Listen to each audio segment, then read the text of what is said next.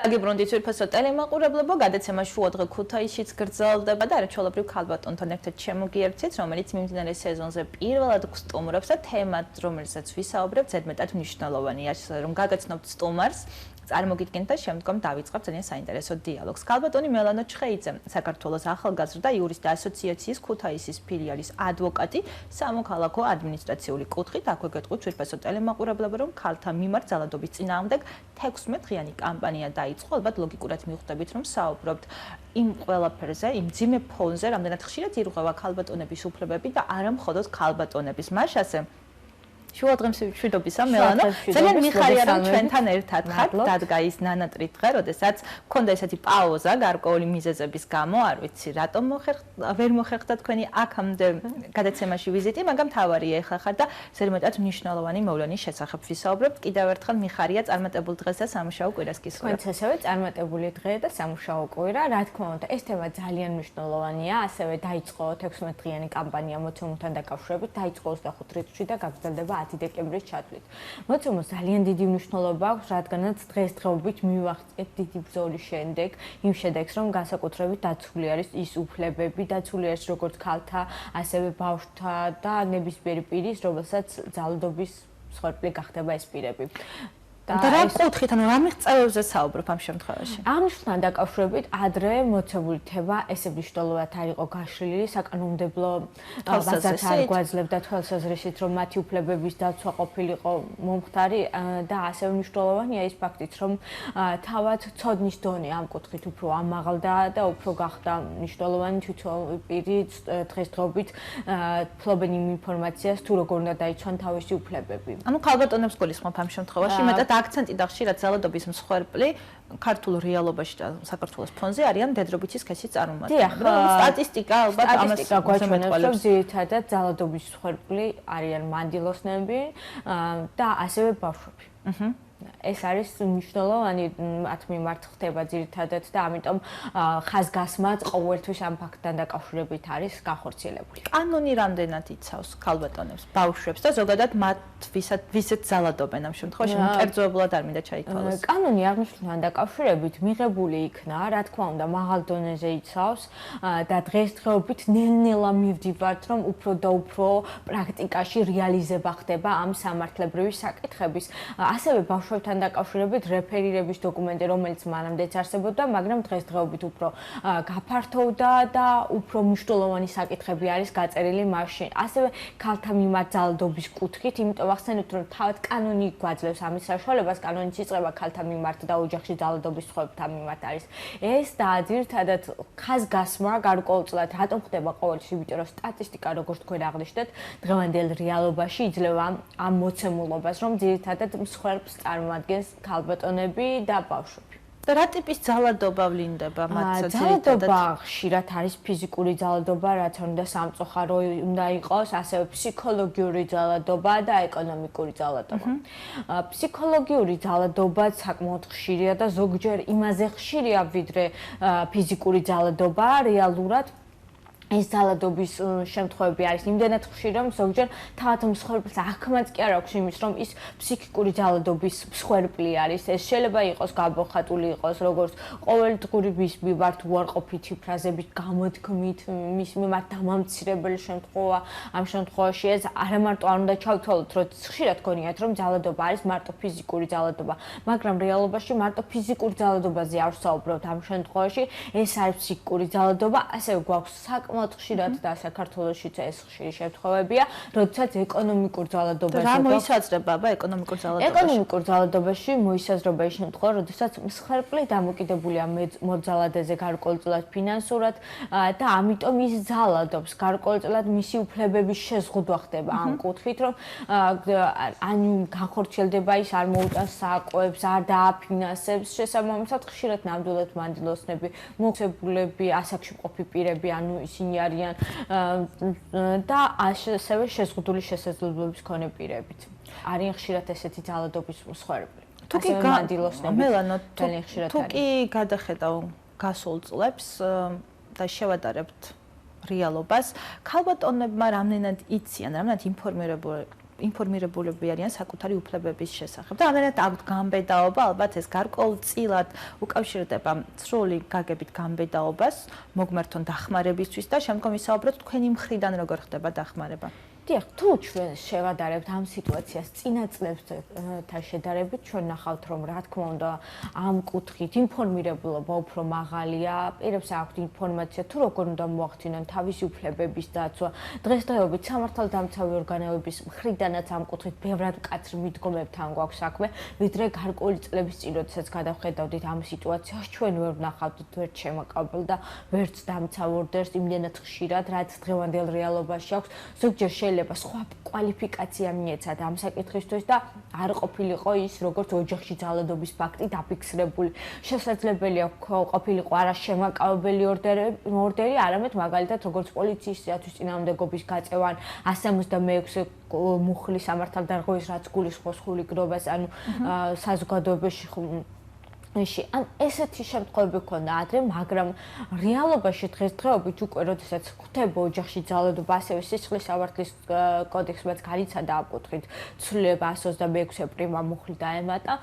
ამიტომ დღესდღეობით როცა ხდება ეს საკითხი, შესაბამისად უკვე კვალიფიკაცია სხვადასხვაი აქვს და არ გვაქვს ის ფაქტი, რომ თითქოს ჩვენს ქვეყანაში ოჯახში ძალადობა საერთოდ არ ხდებოდა, იმიტომ რომ რეალობას ვერ მოგცემდა ის სტატისტიკა, რაც მაშინ არსებობდა, იმიტომ რომ არ ხდებოდა ამ მოქმედებების დაკვალიფიცირება. ხშირად იყო, როდესაც მსხვერპლი არ ფლობდა ინფორმაციას, რომ მისი უფლებების დაცვა შეიძლება მომხდარიყო კანონის თანახმად, გამოსული იყო შემაკავებელი ორდერი ან დამცავი ორდერი. ასევე კანონმდებლმა ამ კუთხით ცვლილებაც განიცადა. და რას მოიცავს ეს ცვლილება ამჯერად? პრობლემა იყო, როდესაც მსხვერპლს თავის საკუთარი სახლი არ ჰქონდა, საცხოვრებელი სახლი, ან მის სახელზე არ იყო დაფიქსირებული და ამ შემთხვევაში ის იძულებული იყო ის საცხოვრებელი სახლი, სადაც ის ცხოვრობდა, დაეტოვებინა, მაგრამ დღევანდელ რეალობაში მნიშვნელობა არ აქვს. შესაძლებელია ეს საკუთარი სახლი დარეგისტრირებული იყოს თავად მოძალადეზე, მაგრამ მას უწევს მსხვერპლის გაგარიდება და არა მსხვერპლს თავის საცხოვრებელი. ამ შემთხვევაში სახელმწიფო კანონი როგორ ზრუნავს ჩვენზე? ქალბატონებზე. თუნდაც ქალბატონებზე თავშესაფრებით ამ კუთხით ესეც ძალიან დიდი მიღწევა და ნამდვილად კარგია, იმიტომ რომ კრიზისული ცენტრები ნამდვილად ამ დროს დახმარება ხდება დაზარალებულების, რადგან ისინი ამ შემთხვევაში არ უნდა ჩავთვალოთ, რომ მარტო ხშირად ფიზიკურ ძალადობას დაგვაგის, ფსიქოლოგიური წრეხის ქვეშაც იმყოფებიან.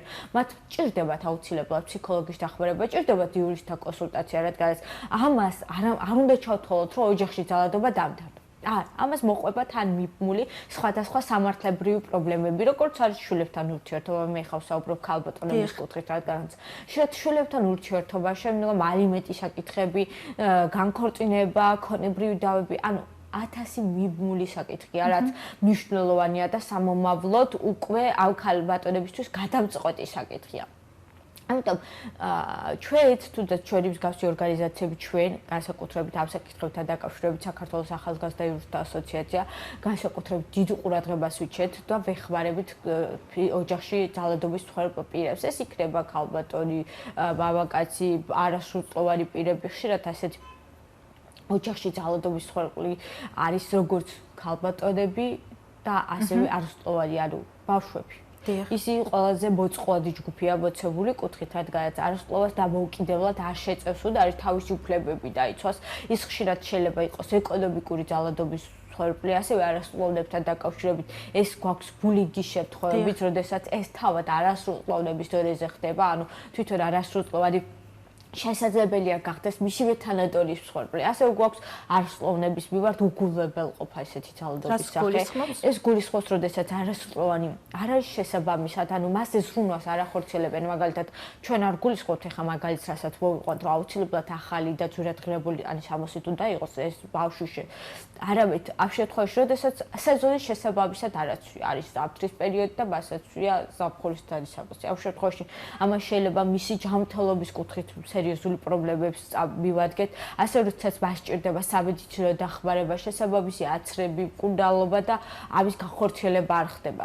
ამიტომ არასრულწლოვნების ძალადობის მსხვერპლი არიან როგორც ოჯახში, ასევე სკოლაში თანატოლების მიმართ და ამ შემთხვევაში როგორ გვიცავს კანონი? და რა ხდება, რა კუთხით ვლინდება დახმარება ბავშვებისათვის? ამ შემთხვევაში ბავშვების მიმართ, რა თქვა და უკვე სოციალური სამსახური ერთვება და მიმართვა ხდება თუ გვაქვს ძალადობასთან დაკავშირებით აუცილებლად რა საქმეთა სამინისტროს ჩართვა ხდება, საკმაოდ მკაცრი არასრულოვანთან დაკავშირებით კანონმდებლობა, უკვე რეფერირების დოკუმენტის თანახმად არა მარტო თავად სკოლის დირექციასაც აქვს ვალდებულება თუ გვაქვს მის მიმართ ძალადობის რომელიმე სახე აუცილებლად ჩართული უნდა იყოს სოციალური სამსახური და ეცნობოთ მას, ასევე მანდატური სამსახური, როდესაც ადგილზე მანდატური სამსახური ყავს, მასაც უნდა ეცნობას.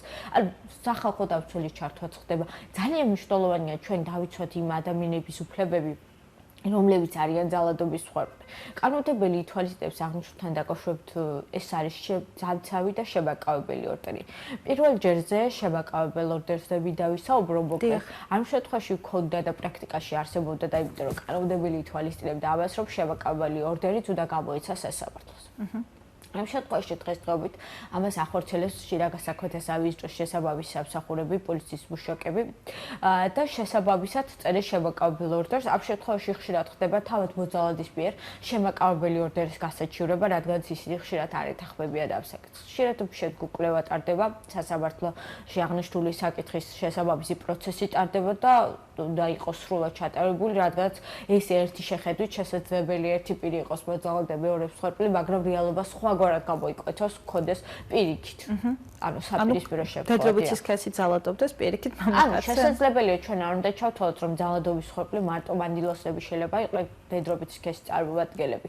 არამედ შესაძლებელია იყოს ძალადობის მსხვერპლი მამაკაციც. უფრო ჩვენს რეალობაში ეს მომართვიანობა ნაკლებია, სტატისტიკას ზოგჯერ რეალურ სურათს არ იძლევა როგორც დედრობითის სქესის წარმომადგენლების მიმართ, ასევე მამრობითის სქესის წარმომადგენლების მიმართ, მაგრამ კანონმდებელი განსაკუთრებით ყურადღებას ამახვილებს ამ საკითხზე ქალბატონების მიმართ კიდევ ერთხელ ვიმეორებ, იმიტომ რომ როგორც ბავშვები, ასევე ქალბატონები შეიძლება მოწყვლადი ჯგუფი არიან და დამოუკიდებლად არ შეუძლიათ თავისი უფლებების დაცვა. დღევანდელ რეალობაში შესაბამისად უკვე ნელ-ნელა აღწევთ იმის შედეგს, რომ პირები აღწევენ და იცავენ თავის უფლებებს და ქალბატონები რამდენად ხშირად მოგმართავენ და რა ტიპის დახმარება ხდება თქვენს? საკმაოდ ხშირი არის, როგორ გითხრათ, ეხლა რაც არ უნდა სამწუხარო იყოს, დღე არ გადის, რომ ესეთი მომართვიანობა არ იყოს. მაგრამ როდესაც ქალბატონს სურვილი აქვს თავისუფლება დაიცვას, ალბათ ეგეც წინგადადგმული ნაბიჯი არ არის. რა თქმა უნდა, წინგადადგმული ნაბიჯი არის, ის სამომავლოდ ვერ აღწევს სხვადასხვა უფლებების კუთხითაც ვეხმარებით და სამომავლოდ ის აღწევს იმას, რომ ის ახდენს თავისი უფლებების დაცვას, თავისი უფლებების რეალიზებას და აღნიშნულით პრევენცია ხდება, რომ მომავალი ძალადობას არ ქონდეს ადგილი. მომართვიანობა, მოდი თუ გვეტყვი, რომელი ასაკის ქალბატონები მოგმართავენ ხოლმე ხშირად და რა ტიპის დარღვევებზე საუბრობენ ისინი? ხშირად რომ ვთქვათ, ეს გარკვეული ასაკთან არ არის დამოკიდებული, ეს შეიძლება იყოს ხანდაზმული, შესაძლებელი იყოს ახალგაზრდა ქალბატონი, რომელიც 18 წელს გადაცილებულია ოჯახის შექმნა, ან თავად თუ ოჯახი არ შეუქმნიან, რომელ ოჯახშიც ის ცხოვრობს, შეიძლება იყოს მშობლისგან, ძმისგან, ან სხვა პირისგან ძალადობის მსხვერპლი, ესეთი შემთხვევებიც არის. ანუ ესეთ ასაკობრივ ჯგუფს ნამდვილად ვერ გამოყოფ, რადგან ეს საკმაოდ ხშირია და ყველა ასაკს მოიცავს. თქვენი მხრიდან რა დახმარების კუთხე იკვეთება? ჩვენი მხრიდან მოცემულთან დაკავშირებით ეს არის როგორც დამცავი შემაკავებელ ორდერთან დაკავშირებით შესაბამის სამართლებრივი კონსულტაციის გაცემა, ასევე მნიშვნელოვანია რომ სხვა დავებზე რაცაც ვისაუბრეთ დაკავშირებული ამასთან შესაძლებელია ის ყოფს შემდგომ მასთან დაკავშირებული დავები, განქორწინებასთან დაკავშირებით, ალიმენტის დანიშნვასთან დაკავშირებით, ბავშვებთან ურთიერთობასთან დაკავშირებული დავები, ანუ სხვადასხვა დავები, რაც არის მოცემულთან დაკავშირებით, შეიძლება საერთოდ მემკვიდრეობასთან დაკავშირებული დავა ქონდეს მოცემულთან მოცემულ შემთხვევაში. ამიტომ ნებისმიერ დავაზე, რაც არის ამ საკითხთან დაკავშირებული, ჩვენ ვეხმარებით პროცესუალურ დახმარებასაც უწევთ, ანუ სხვა დავებზე თუ ხშირად ჩვენ ანუ გარკვეული ტიპის დავებზე მივყვებით და სხვა დავებზე შემოვიფარგლებით იმის, რომ დოკუმენტების შედგენას ვახორციელებთ, ამ შემთხვევაში სხვა კუთხე გვაქვს, ამ შემთხვევაში ნებისმიერ მოცემულ საქმესთან დაკავშირებულ დავასთან დაკავშირებით ვეხმარებით და უწევთ პროცესუალურ დახმარებას. და რაც შეეხება კანონი არსებობს, გვიცავს მანდილოსნები აცხადებენ ძალადობაზე, ზოგადად მოძალადეები რამდენად ხშირად ისჯებიან კანონის შესაბამისად? რა თქმა უნდა, ანიშნულთან თუ გვაქვს სისხლის სამართლის კუთხით, ჩვეულებრივი სისხლის სამართლის საქმეები არის აღძრული და განაჩენიც გამოდის და პასუხისმგებლობაში შეეძლება ეს პირები, რა თქმა უნდა, ხდება და დღესდღეობით ვახტევთ იმ შედეგს, რომ დასჯაც ხდება და კანონით გათვალისწინებული მოქმედებები და პროცედურები ხორციელდება, ამიტომ დაუსჯელობის სინდრომი მოცემულთან დაკავშირებით ნამდვილად არის. ეს რაც შეეხება მდედრობის სქესში ძალადობას, აღნიშნეთ, რომ ბავშვები და მანდილოსნების მოწყვლადი ჯგუფია, მაგრამ ალბათ არსებობს ძალადობა, რომელსაც თავად ძლიერი სქესის წარმომადგენლები განიცდიან. რამდენად ხშირია ეს შემთხვევა და მომართვიანობა რა ტიპის ძალადობას განიცდიან, ესე ვთქვათ, ზეწოლას მამაკაცები? ძალიან იშვიათია. და როგორ გითხრათ, პრაქტიკაში იმდენად იშვიათია, რომ რეალურად ვერც კი ვაწყდებით. მაგრამ ალბათ უფრო შესაძლებელი არ ხდება გამოღამება.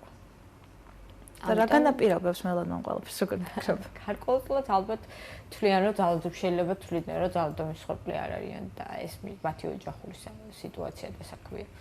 შესაძლებელია ამ საკითხსაც ვადგებოდეთ, შესაძლებელია გარკვეული ჩვენი მენტალური შეხედულებები მოცემულთან დაკავშირებით, ამიტომ ალბათ სამომავლოდ მივადგებით და კარგი იქნება საერთოდ თუ არის არსებობს ძალადობა, მაგრამ სამომავლოდ მივადგებით იმ საკითხს, რომ როგორც ქალბატონები ცდილობენ თავისუფლებების დაცვას, ასევე მამაკაცებიც შემდგომ, მაგრამ ძალიან იშვიათია რეალობაში. და სტატისტიკას თუ კი გადავხედავთ და დაგემშვიდობები, გასულ წლებთან შედარებით, რამდენად მატებადია ძალადობა, ტენდენციები? ტენდენცია მაღალია, იმიტომ რომ გარკვეულწილად შესაძლებელია ამაზე გავლენას ისიც ასახავს, რომ მომართვიანობა გაიზარდა. ადრე თუ პრობლემა იყო, რომ არ ამხელდნენ აღნიშნული ინფორმაციის გამჟღავნება არ ხდებოდა, დღევანდელ რეალობაში ესე არის და ამიტომ ესეც გავლენას ახდენს სტატისტიკის გასწრასთან დაკავშირებით. ანუ ვისურვოთ დღეს ორშაბათია, ძალიან მძიმე თემაა ძალადობა, ეს არ ეხება მხოლოდ ქალბატონებს, ვისურვოთ ნაკლები ძალადობა და ვისურვოთ, რომ ნებისმიერი ძალადობის შემთხვევაში მიმართეთ იმ ადამიანებს, რომლებიც დაიცავენ თქვენს უფლებებს და შემდგომში თქვენი პრობლემების მოგვარებაზეც იზრუნებენ. ძალიან დიდი მადლობა მელანო, ნაკლები ძალადობა, მეტი სიყვარული დედამიწას, საქართველოს და ჩვენ, რამე თუ ნამდვილად განვიცდეთ ამ ყველაფრის დეფიციტს. ნამდვილად აუცილებელია, რომ რაც უფრო ნაკლები იქნება, ჩვენთვის მით უკეთესი იქნება, როგორც მომავალი თაობისთვის, ისევე დღევანდელი რეალური ცხოვრება. ასე რომ გამოიყენეთ შესაძლებლობები და ნებისმიერი ტიპის ძალადობისთვის შეგიძლიათ ამ შემთხვევაში თუნდაც საქართველოს ახალგაზრდა იურისტთა ასოციაციას მიმართოთ ამ არაჩვეულებრივ ადამიანებს, რომლებიც ყოველდღიურ რეჟიმში ზრუნავენ თქვენზე, ზრუნავენ ჩვენზე და ზრუნავენ იმაზე, რომ ჩვენი უფლებები ვიყოთ დაცული. ძალიან დიდი მადლობა წარმატებულ დღეს გისურვებ და მორიგ საეთერო შეხვედრამდეც დაგემშვიდობები. სურფასო ტელემაყურებლებო, საათი შუაგულს მინდა გითხრათ, რომ გადაცემის სტუმარი მელანო ჩხეიძე საქართველოს ახალგაზრდა იურისტთა ასოციაციის ქუთაისის ფილიალის ადვოოკატი გახლავთ სამოქალაქო ადმინისტრაციული კუთხით, რომელსაც მე აქვე დავემშვიდობები, თუმცა ჩემი და თქვენი ურთიერთობა კვლავ გაგრძელდება რამოდენიმე წუთში, გადმოერთეთ მეგაზე დროებით.